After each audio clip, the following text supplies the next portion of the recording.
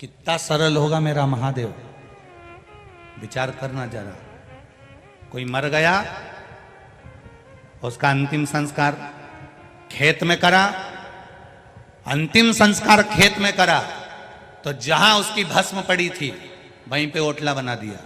बोलो री जी जी सही है कि गलत है? वहीं ओटला बना दिया। और ओटला बना के ना तुमने राम जी को बिठाया, ना तुमने कृष्ण जी को बिठाया, ना तुमने दत्त को बिठाया, ना तुमने देवी को बिठाया, ना किसी भैरू जी के बिठाया, ना किसी देवता के बिठाया। उस ओटले पर जो समाधि का ओटला है, जहां पर किसी का अंतिम संस्कार किया गया, उस जगह पर ओटला बनाकर तुमने किसी को नहीं बिठाया। बिठाया तो केवल एक कोई बिठाया। किसको? बोलो बोलो, जम के बोलो जरा। महादेव को बिठाया। नर्मदा जी नहाने गई थी, अस्थियां छोड़ने गई थी, वहां से शंकर जी खरीद के लिए आई और शंकर जी को यहाँ लाके ओटला पे बिठा दिया। फिर कोई पूछे कि साहब ये ओटला कैसा, तो हमारा दादाजी पर दादाजी मरिया था तो उनका ओटला है। तो इस पे शंकर जी क्या कर रहे हैं? शिव जी क्या कर रहे हैं यहाँ पर? शंकर जी को क्यों बिठाया? क्योंकि उसको मालूम है, उसको ये ज्ञात है, कभी कोई भूल से भी एक लोटा जल परिवार का व्यक्ति जाकर उस ओटले पर शंकर जी को अगर चढ़ा भी देगा तो ये जो भूमि है, ये जो जगह है, ये अपने आप में मोक्ष प्राप्त कर लेगी उसके जल से, मुक्ति। कितनी दुखी थी पृथ्वी। रामचरितमानस को उठाकर देखिए, पृथ्वी अपने दर्द सुना रही है कि चारों तरफ रावण का हाहाकार मच रहा है, आप कृपा करिए। कृष्ण अवतार के समय पर पृथ्वी दुखी थी, जाकर भगवान नारायण से प्रार्थना करती है कि कंस का अत्याचार बढ़ रहा है, आप कृपा करिए। बार बार पृथ्वी दुखी होती है, बार बार ये भूमि, ये वसुंधरा बार बार दुखी होती है, बार बार ये वसुंधरा रोती है, बार बार ये पृथ्वी रोती है, बार बार ये भूमि नैनों से नीर बहाती है। जब पाप बढ़ता है, अनाचार बढ़ता है, दुराचार बढ़ता है, ये पृथ्वी रोती है। भगवान नारायण ने भगवान शिव जी के पास जाकर एक प्रार्थना करी, प्रभु एक बात बताओ, इस पृथ्वी के लिए कितनी बार अवतार लेना पड़ेगा? ये बार बार रोती है, इसको शांति कौन देगा? इसको शीतलता कौन देगा? इसको निर्मलता कौन देगा? एक बार मैंने राम अवतार ले लिया, एक बार मैंने कृष्ण अवतार ले लिया, एक बार मैंने दत्त अवतार ले लिया, एक बार ये 24 अवतार मैंने जितने अवतार लिए हैं, ये सारे के सारे अवतार इस पृथ्वी के लिए लिए हैं, इसको शांति देने के लिए, इसको शीतलता देने के लिए, इसके आनंद के लिए हम जन्म लेते रहेंगे। कितनी बार हम पृथ्वी पर जाते रहेंगे इस पृथ्वी को शांति देने के लिए, कितनी बार हम जन्म लेंगे? कोई परमानेंट इलाज बता दो। तब महादेव ने कहा तुम चिंता मत करो, इसका परमानेंट इलाज अगर कोई बता सकता है तो वो तुमरुका जी बता सकते हैं। सारे देवता तुमरुका जी के पास पहुंचे।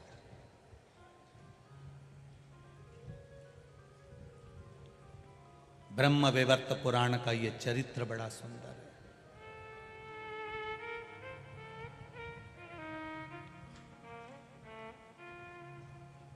बड़ा सुंदर चरित्र है ये ब्रह्म वैवर्त पुराण का। पृथ्वी को बार बार तो नारायण पृथ्वी पर नहीं आ सकते, तो पृथ्वी को संतुष्टि कौन देगा? पृथ्वी को शांति कौन देगा? पृथ्वी को धीरज कौन देगा? पृथ्वी को संभालेगा कौन? शीतलता कौन देगा? तुमरुका जी के पास जाओ। तुमरुका जी के पास गए। तुमरुका जी भगवान शिव की भक्ति में लगे थे। शिव जी के शिवलिंग पर जल चढ़ा रहे थे। भगवान नारायण, ब्रह्मा, इंद्र, वायुदेव, जलदेव, गरुण देव, वरुण देव सब वहीं खड़े थे, सब देख रहे थे। तुमरुका जी शिव जी की आराधना कर रहे हैं, जल चढ़ा रहे हैं। बड़े धीरे धीरे धीरे धीरे आराम से शिव जी को जल चढ़ा रहे हैं। जितने विद्वान ब्राह्मण होंगे इस पृथ्वी के, जितने भू देवता हैं इस पृथ्वी के, जितने चतुर विद्वान ब्राह्मण जिन्होंने वेद पुराण शास्त्र का अध्ययन किया है, वो हमेशा एक बात जरूर कहते हैं कि शंकर जी का जब अभिषेक करो तो धीरे धीरे जल को चढ़ाओ, आराम से जल को समर्पित करो। ये जल का जो लोटा होता है, पात्र होता है, थोड़ा सा शिवलिंग से कम से कम थोड़ी सी दूरी बनाकर रखो। शंकर भगवान को अगर आप मल रहे हो तो ये तांबे का लोटा, पीतल का, चांदी का लोटा तुम्हारा शंकर को टच नहीं होना चाहिए। क्यों?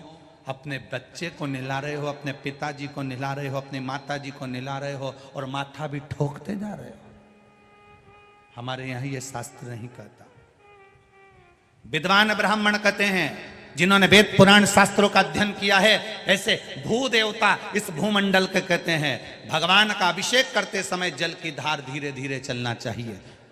जल की धार भू देवताओं ने, ब्राह्मणों ने तो कह दी कि धीमे धीमे चलना चाहिए। अब कोई इनसे भिड़ जाए और कह दे साहब कि तुम लिखा हुआ बताओ कि जल की धार महादेव को धीमे धीमे चढ़ना चाहिए, उसका प्रमाण क्या है? तो ब्रह्म विवर्त पुराण में कहा, तुम रुका जी धीरे धीरे जल चढ़ा रहे थे, आराम से जल समर्पित कर रहे थे।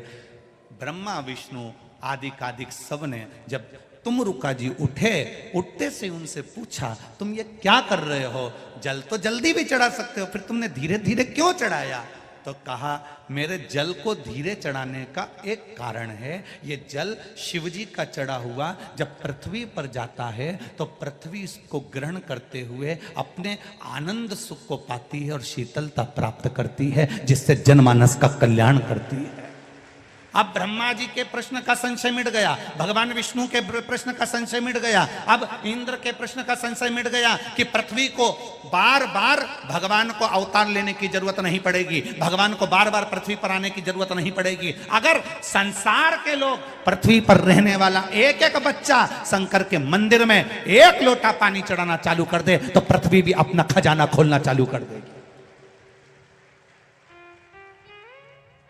राजा भर्तरी के समय पर, राजा विक्रमादित्य के समय पर भारत को सोने की चिड़िया कहा जाता था। सोने की चिड़िया कहलाने का अगर हक है तो राजा विक्रमादित्य को है। सोने की चिड़िया, सोने की चिड़िया। 7,32,000 वैदिक गुरुकुल विद्यालय भारत की भूमि पर विक्रमादित्य के समय पर चालू हो चुके थे। वो तो जब गुरुकुल 7,32,000 गुरुकुल या भारत की भूमि पर संचालित हो रहे थे, तब ये जो स्कूल होने, ये तो आपका इंग्लैंड में सबसे पहला स्कूल 1811 में बना था, 1811 में।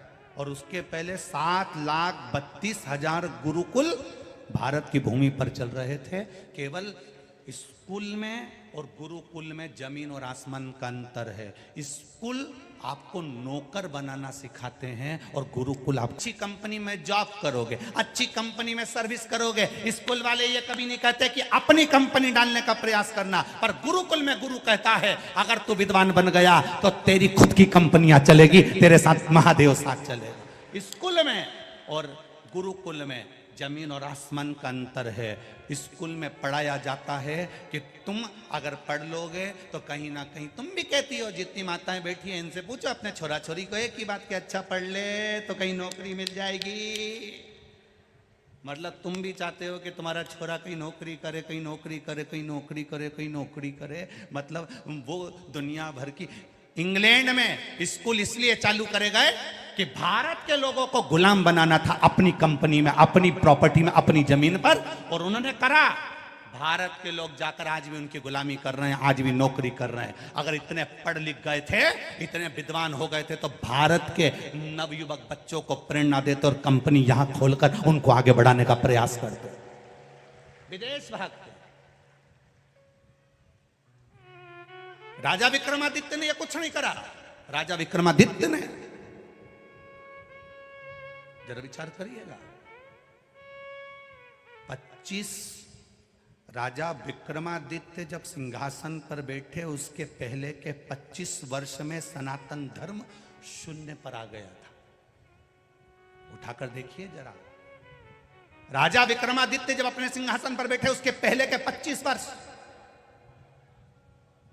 उसके पहले के 25 वर्ष सनातन धर्म को शून्य कर दिया गया था। शून्य। सनातन धर्म नीचे दबता गया। दबता गया दबता गया।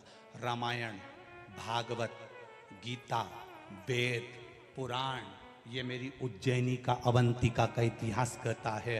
पूरे भारत की भूमि पे से रामायण, भागवत, गीता, वेद, पुराण सबको छुपा दिया गया। ऐसी जगह छुपाया कि किसी के जिंदगी में जीवन भर मरते मर जाता तो ना रामायण ढूंढ पाता, ना वेद ढूंढ पाता, ना पुराण ढूंढ पाता। जो पुराण तुम सुन रहे हो ये भी नहीं मिल पाती। सारे वेद, सारे पुराण, सारे शास्त्र, महाभारत, रामायण, गीता, ये सब कुछ 25 वर्ष के अंदर, जब तक राजा विक्रमादित्य कुर्सी पर सिंहासन पर नहीं बैठे, उसके पहले के 25 वर्ष में सबको छुपा दिया। ऐसा छुपाया कि विक्रमादित्य भर्तरी के जाने के बाद सिंहासन पर बैठे तो उन्होंने पहला काम करा, एक ही चीज करी कि सबसे पहले महाभारत, रामायण, गीता, वेद और पुराण कहाँ छुपे हैं उसको ढूंढा जाए। पृथ्वी को उखेड़ दिया, एक एक जहां जहां पर्दे आदि आदि लगे थे, जितने जितने जो जो बने हुए थे सबको तोड़कर उन्होंने वो वेद, पुराण, गीता, रामायण, शास्त्रों को निकाला और निकालकर विद्वान ब्राह्मणों के हाथ में दे दिया, तुम पढ़ो। पढ़ने के बाद इसका प्रचार पूरे ब्रह्मांड में करो। आज वापिस सनातन धर्म अगर भारत गौरव के शिखर पर चढ़ा है तो राजा विक्रमादित्य के कहने पर चढ़ा। आज दुनिया के लोग कहते हैं हम रामायण के वक्ता, कोई कहे हम भागवत के वक्ता, कोई कहे हम शिव पुराण के वक्ता, कोई कहे हम गीता के वक्ता। विक्रमादित्य, राजा विक्रमादित्य को धन्यवाद देना चाहिए। अवंतिका की भूमि पर रेलवे स्टेशन पर शीश नवाओ तो सबसे पहले राजा विक्रमादित्य को धन्यवाद देना कि तुमने भारत की स्थापना वापिस कर दी है। राजा विक्रमादित्य को धन्यवाद देना। अवंतिकापुरी में जितनी पाठशालाएं चले उन पाठशालाओं में एक पुस्तक राजा विक्रमादित्य की भी चलना चाहिए, जिसने इस अवंतिका का निर्माण नहीं पूरे भारत को सनातन धर्म का निर्माण करा है। ये कुछ सहज है राजा विक्रमादित्य। बस उसकी 2-3 कहानी सुना दी, 32 की कहानी सुना दी और सिंहासन की कहानी सुना दी। उसके गौरव की कहानी कौन सुनाएगा? उसके इतिहास को कौन जानेगा? उसको पहचान जो चलता था तो काल अधिपति के शिखर को देखकर चलता था। रानी कहती थी मंदाला, स्वामी आप बार बार महाकाल के शिखर को क्यों देखते हो? रानी से राजा एक ही बात कहता था, एक दिन मुझे भारत को उसी शिखर तक पहुंचाना है, उसी शिखर तक, उसी शिखर तक। पूरी दुनिया के शिखर देखना और एक बार मेरे महाकाल राजा का शिखर देखना। पूरी दुनिया के शिखर में केवल शिखर नजर आएगा, पर मेरे महाकाल के शिखर में एक गोल चक्र, उसमें किरणें निकलती हुई नजर आएगी, क्योंकि महाकाल के शिखर को राजा विक्रमादित्य ने कहा था मेरे भारत को शिखर तक पहुंचाना है और सूर्य की किरण जैसी फैलाना है। इसलिए आज भी महाकाल पर सूर्य की किरण का शिखर चढ़ा है।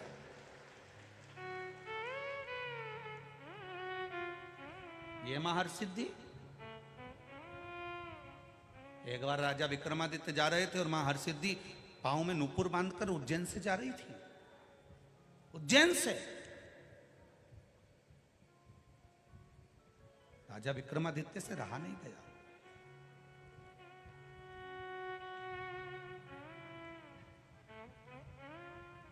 रहा नहीं गया राजा विक्रमादित्य से और पूछ लिया,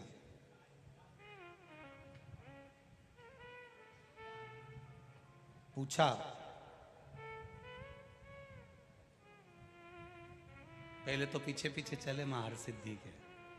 इतनी सुंदर मां हरसिद्धि, इतनी सुंदर छोटी सी कन्या का रूप रखकर मां हरसिद्धि जब जा रही थी, राजा विक्रमादित्य पीछे पीछे चलते चलते मां हरसिद्धि के पीछे पीछे चलते चलते क्षिप्रा के तट पर जब हरसिद्धि पहुंची और देखा कि इनके लिए तो विमान आया है और ये विमान में बैठ के जा रही है, कहां गई?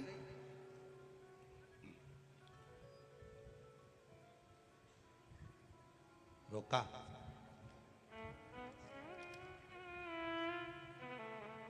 आवाज दी राजा विक्रमादित्य ने, मां मां। छोटी सी कन्या हंसकर उधर चली गई क्षिप्रा के तट पर। विक्रमादित्य फिर हंसकर बोले, मां, ओ मां। छोटी सी कन्या अटखेली करती करती महाकल वन में घूमने रही है। विक्रमादित्य जी उनके पीछे पीछे घूम रहे हैं। फिर आवाज लगाई, मां, मां। छोटी सी कन्या भागते हुए कूप के पास पहुंच गई, बावड़ी के पास। फिर विक्रमादित्य ने आवाज लगाई, मां, ओ मां। हरसिद्धि माता ने पलट कर पूछा, मैं छोटी सी कन्या हूं, तुमको मां नजर आ रही? आप मुझे मां कह रहे हो? आपकी माता तो आपके घर में निवास कर रही होंगी और आप मुझे आवाज लगा रहे हो? विक्रमादित्य कहते हैं, मेरे भक्त गुजरात में हरसद में, गुजरात के पास में एक स्थान है हरसद गांव, जहां कहती है हरसिद्धि कि मेरे भक्त मुझे वहां बुला रहे हैं तो मुझे भागना पड़ेगा, जाना पड़ेगा। विक्रमादित्य जी कहते हैं, मां, इस अवंतिका को छोड़कर चली जाओगी तो ये अवंतिका वालों का पेट कौन भरेगा? क्योंकि मां हरसिद्धि, तू ही अन्नपूर्णा है, तू ही लक्ष्मी है। तेरा दर्शन शाम के समय पर अगर कोई करता है ना मां, तो उसका भंडार कभी खाली नहीं रहता, और तू छोड़कर चले जा रही हरसिद्धि। तो